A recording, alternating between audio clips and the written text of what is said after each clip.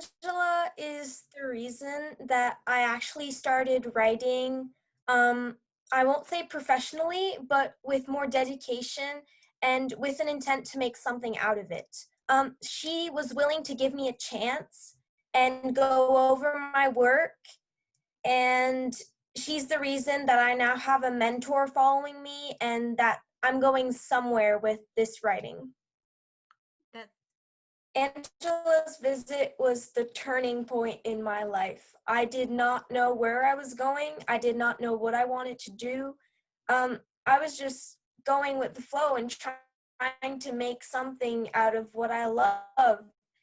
And Angela was willing to give me a chance. And for that, I am ever so grateful for her.